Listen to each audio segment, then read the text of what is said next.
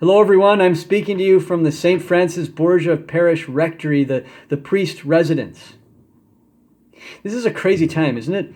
I know some of you are going through incredible stress with your businesses, in your workplaces, and challenges in your families. There's a lot going on. And, I just want you to know that I'm carrying you in my heart constantly. I'm praying for you.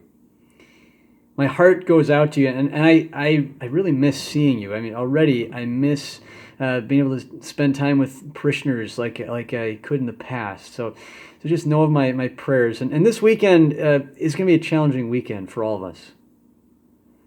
You're not going to be able to come to Mass this weekend. You're not going to be able to receive Holy Communion. I want to give you a practice today, a spiritual practice, which I think will help you this weekend. And it's a practice which hopefully can help your whole spiritual life. And if we do this practice well, then it's something that will enhance our entrance into the Mass. It will help us to enter into Mass all the more prayerful, right? And we call this spiritual communion. In the 16th century, the church held a very important council called the Council of Trent. And the Council of Trent produced a document on the Eucharist. And the document said that there are 3 ways that a person receives Holy Communion. A person receives Holy Communion, it says either sacramentally only, or spiritually only, or sacramentally and spiritually. Now, at this point, someone could say, well, what relevance does a church document from the 16th century have to us today, to our situation? We don't even have access to public masses right now. Like, what difference do these words make from this document, these 3 ways of receiving communion? Well, I want to show you that today. The document talked about, first of all, about receiving communion sacramentally only. And it says, that's not the way you want to go, okay? It's the whole idea here is receiving the sacrament of the Eucharist, of Holy Communion, but not being properly prepared, not having faith in the Eucharist, not really believing that this is Jesus. Receiving Holy Communion, but not being prepared in that we have mortal sins that have not been forgiven. Or receiving Holy Communion and just kind of going through the motions.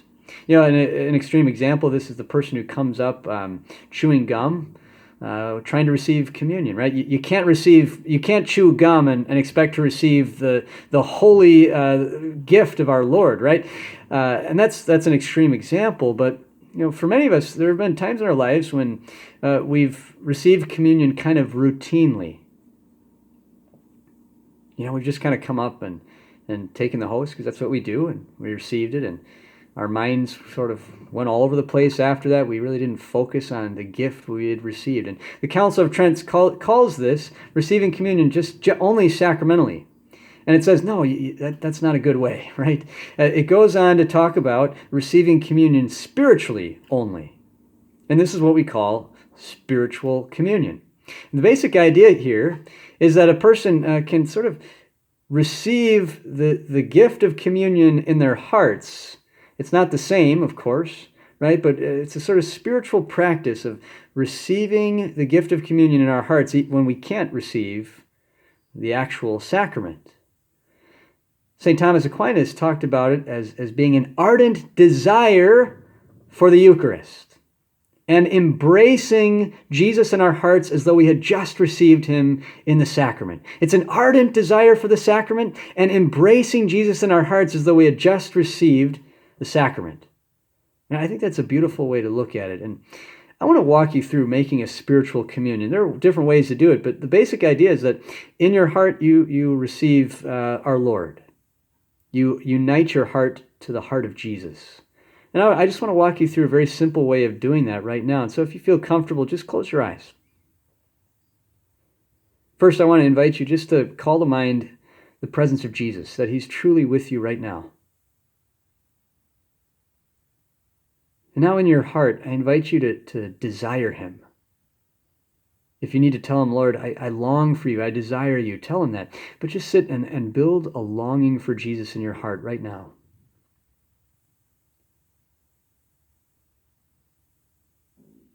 And finally, invite you now to embrace Jesus in your heart as though you just received him in communion. Take a moment and prayerfully unite your heart to Jesus like you had just received the Eucharist.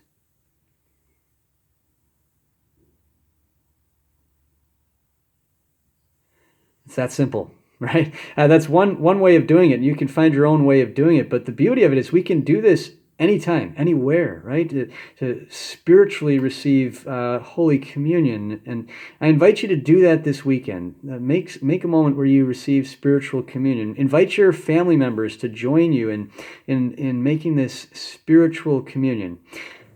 Now, I mentioned there are three ways the Council of Trent talked about receiving communion. The first was sacramentally only, the second spiritually only, and the third one is sacramentally and spiritually. This is where we want to be, right? This is when a person comes to communion at Mass with a burning desire for Jesus. And a person receives the host with deep love for Jesus. And when they go to their pew, they spend time just adoring him and uniting their heart to him, right? That's where we want to be. And the key to getting there is preparing ourselves well for Mass. And I want to invite you to see this time of absence, this time when we don't have the Mass, as a time of preparation. St. Francis de Sales saw every moment of his day as a preparation for his next Mass. Isn't that cool? He saw every moment of his day as preparation for his next Mass. You and I have this extended period of preparation now. And if we use it well, if we really try to unite our hearts to Jesus, if we do these spiritual communions, if we build our prayer life, I'm confident that when we come back and are reunited at the altar of our Lord, we will be filled with joy in Jesus.